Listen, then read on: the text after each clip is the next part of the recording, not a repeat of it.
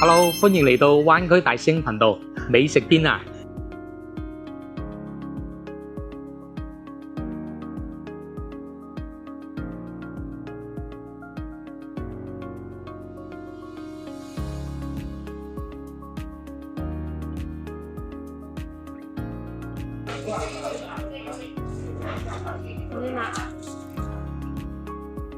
好香啊，嗰個味。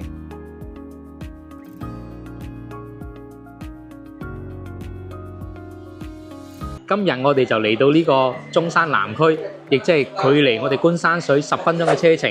咁因為我哋今日喺觀山水附近做嘢啊嘛，就順便咧就嚟呢個農莊度食嘢咯。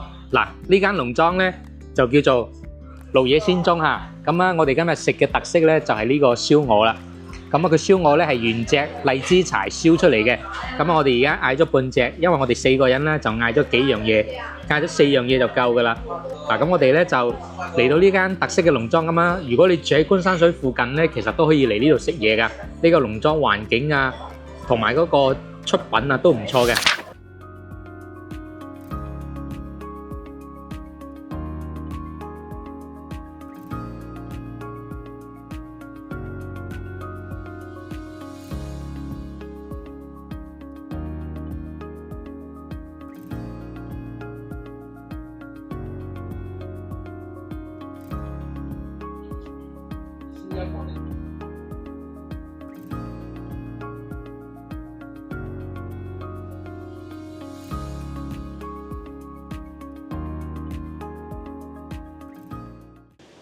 嗱，中午咧我哋就一共食咗有360蚊嘅嚇，咁啊個燒鵝咧係半隻嘅，咁如果食一隻咧就要210幾蚊嘅燒鵝。